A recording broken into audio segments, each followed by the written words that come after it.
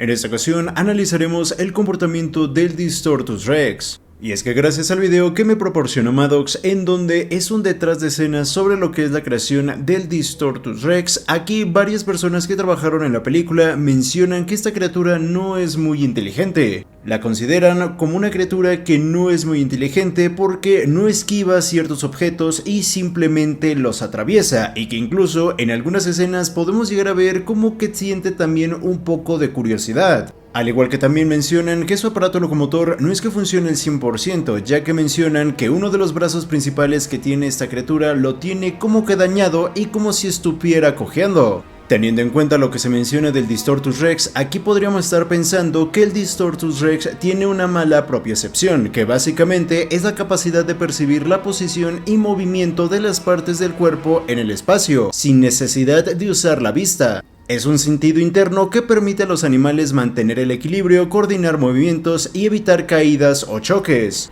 Por lo cual podremos estar suponiendo que el Distortus Rex sufre de algún trastorno neurológico y sensorial que afecta la propiocepción, la coordinación motora y la interpretación de estímulos. Teniendo en cuenta esto, el aparato locomotor y los movimientos corporales se verían afectados. Si podemos llegar a ver en algunas escenas, el Distortus Rex camina de manera torpe o incluso irregular. También hace movimientos exagerados y si bien no los llega a ser tan imprecisos, hay momentos en donde como si no supiera cuánto pesa o dónde pisa. Y esto obviamente también afectaría a la caza, cuando llegamos a ver la escena en donde el Distortus Rex logra alcanzar al helicóptero, vemos que el primer mordisco lo hace con fuerza, pero el segundo lo hace como que con duda, como si estuviera analizando qué es lo que atrapó. Esto podríamos llegar a pensar que al morder tal vez no coordina la fuerza con la posición exacta. Obviamente la interacción con el entorno se vería afectada, no calcularía bien su tamaño en relación con el entorno, por eso podemos llegar a ver algunas escenas en donde intenta pasar por huecos demasiado estrechos o se golpea contra ramas, piedras o árboles.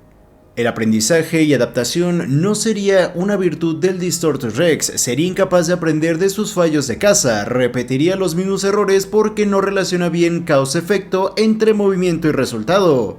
Incluso podría llegar a mostrar conductas repetitivas, como morder al aire, arrastrar una garra de manera constante, que esto refleja un sistema nervioso dañado. Su torpeza lo haría parecer entre comillas confundido, con una mirada fija o perdida, como si no comprendiera bien lo que ocurre a su alrededor, y si te das cuenta, en algunas escenas como que podemos llegar a ver algo así.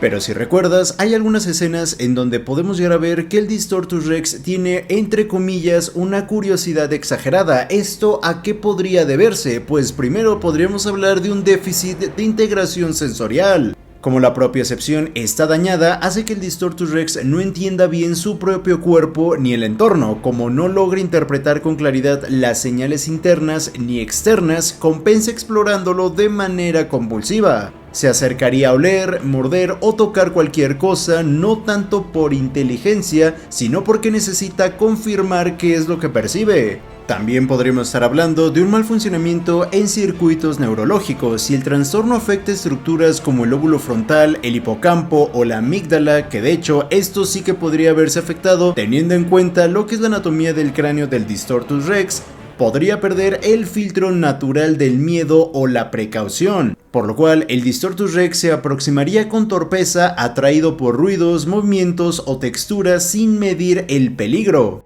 Esa curiosidad no proviene de inteligencia, sino de un fallo neurológico que lo obliga a explorar compulsivamente para compensar su mala propiocepción. Pero si recuerdas, ya casi al final de Jurassic World Rebirth, Henry Loomis menciona que le atrae la luz, y si bien esto sería un dato irrelevante teniendo en cuenta toda la falla neurológica que tiene el Distortus Rex, aquí hay algo bastante interesante que hay que analizar. Y es que al no tener una integración sensorial adecuada, la luz se convierte en un estímulo fuerte, simple y fácil de destacar frente a otros más complejos que no puede interpretar bien. La luz le destaca un punto claro en medio del caos de estímulos confusos. Esto lo convierte en una señal hipnótica para él, porque es lo único que percibe con claridad. E incluso podríamos llegar a pensar que su trastorno podría incluso incluir una hipersensibilidad en los receptores de la retina o en las vías cerebrales que procesan la luz. Esto haría que el sistema nervioso puede sobreinterpretar la luz como algo muy importante.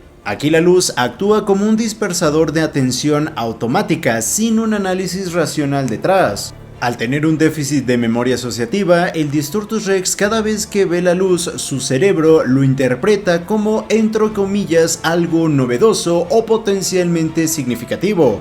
Por eso repite la conducta de acercarse o quedarse observando. Por lo tanto, al encontrar una fuente luminosa se acercaría con fascinación torpe, olfateando o incluso intentando morder o tocar esa fuente de luz, deteniendo incluso una cacería para ir hacia la luz, que de hecho esto fue algo que llegamos a ver al final de Jurassic World Rebirth. Y si bien no llegamos a ver al Distortus Rex corriendo, podría desviarse de su trayectoria, caer con frecuencia o tropezar con obstáculos pequeños. Y si bien el cambio de tamaño del Distortus Rex es un error en la película y que de hecho no debería por qué tratar de explicarlo, pues al final lo hice y aquí puedo llegar a darte una respuesta y justificación de este cambio de tamaño. El síndrome de hipermorfosis somática inestabilizada es una condición artificial inducida por manipulación genética extrema y exposición a radiación dirigida. Se caracteriza por la capacidad del Distortus Rex de aumentar su masa corporal total a voluntad, de forma rápida pero temporal, mediante un proceso biológico violento y degradante para él. Entrando a la fisiopatología, este síndrome depende de una población de células madre pluripotenciales mutadas, capaces de dividirse y diferenciarse en tiempo récord. Estas células están diseminadas en tejidos clave como la piel, músculos, órganos internos y controladas por vías epigenéticas forzadas. La activación de este síndrome ocurre a través de un impulso neuroendocrino similar a una descarga de adrenalina que desencadena una cascada de replicación celular masiva. A diferencia del crecimiento normal como la hipertrofia o hiperplasia, aquí se le conoce como hipermorfosis, que es la expansión estructural forzada de tejidos funcionales y de sostén. Sin embargo, esta hipermorfosis es inestabilizada, lo que quiere decir que no puede mantenerse sin efectos adversos. Aquí también entra la radiación como factor mutagénico y de activación. El genoma del Distortus Rex contiene secuencias radioreactivas, posiblemente insertadas para tratar de corregir el ADN. La exposición inicial a radiación produjo mutaciones estructurales que no fueron corregidas, dejando el ADN en un estado de reparación constante pero errática. Para sostener esta expansión, el Distortus Rex posee reservas energéticas hiperdensas, similares a lípidos altamente comprimidos. Su esqueleto, piel y tejidos conectivos están reforzados con proteínas artificiales elásticas. Podríamos llegar a decir con algún tipo de mezcla entre colágeno reforzado y queratina mutada, capaces de expandirse sin desgarrarse. Sin embargo, cada vez que activa su crecimiento sufre dolor agudo, sangrado interno o incluso fallas orgánicas temporales. De ahí que tenga un límite temporal, debido al colapso metabólico que implica esa transformación, solo puede mantener la forma aumentada por unos minutos u horas. Pasado ese tiempo, el sistema colapsa y debe regresar a su tamaño original para evitar la muerte. Por lo tanto, ¿cuáles serían uno de estos costos fisiológicos de este síndrome? Entre ellos encontraríamos el fallo orgánico progresivo debido al colapso metabólico por el consumo de recursos bioenergéticos extremos. También podríamos llegar a encontrar microinfartos y necrosis localizadas en órganos como el hígado, corazón e incluso el cerebro. También podríamos llegar a pensar que esto desencadene un síndrome autoinmunoinducivo, ya que el propio sistema inmunológico puede atacar los tejidos expandidos al no reconocerlos. Lo que sí o sí estaría presente sería el dolor crónico por estiramiento de nervios, roturas vasculares y daño tisular interno. Y claro que la hipermorfosis requiere un gasto energético, por lo tanto estaríamos hablando de una dependencia energética, ya que requiere consumo constante de tejido rico en glucosa o grasas tras cada evento de expansión. Y todo eso es a través de un diseño neurohormonal modificado. El Distortus Rex posee un, entre comillas, interruptor interno que está vinculado al eje hipotálamo hipoficiario suprarrenal, lo que da como resultado que a través de un ADN inestable con genes silientes que se activan con estrés, lo que le permite tener al Distortus Rex una habilidad completamente única, sin embargo con altas consecuencias. Pero ahora la pregunta sería, ¿por qué el nombre de síndrome de hipermorfosis somática inestabilizada? Se utiliza la palabra síndrome porque no es solo una alteración, sino un conjunto de manifestaciones fisiológicas, celulares y estructurales que afectan a todo el organismo. Además, implica una condición anormal persistente con múltiples efectos secundarios. Hipermorfosis viene del griego hiper, que es exceso, y morfosis, que es formación. Básicamente es una formación excesiva o aumentada de tejidos y estructuras corporales. Somática se refiere al cuerpo, especialmente a los tejidos corporales no germinales. Es una manera de indicar que el crecimiento ocurre en el cuerpo físico, no en estructuras reproductivas o sensoriales. Y la palabra inestabilizada creo que es más que obvia, pero básicamente indica que el proceso no es controlado ni sostenible. Y también lo utilicé ya que alude a la inestabilidad genética que tiene el Distortus Rex. La existencia de una criatura con el síndrome de hipermorfosis somática inestabilizada no es solo una aberración biológica, sino una advertencia viviente sobre las consecuencias de romper las barreras naturales que regulan la vida. En el Distortus Rex vemos el reflejo de un intento humano por diseñar fuerza, adaptabilidad o dominación sin considerar el equilibrio interno que sostiene la vida. Puede expandirse, crecer, imponer físicamente al entorno, pero su poder está contaminado por sufrimiento. Cada expansión de su cuerpo es una fractura en su biología, una guerra interna entre su diseño y su supervivencia. No crece por evolución ni por adaptación, sino por un mandato artificial, ingerido a fuerza de radiación, ingeniería genética y desesperación científica.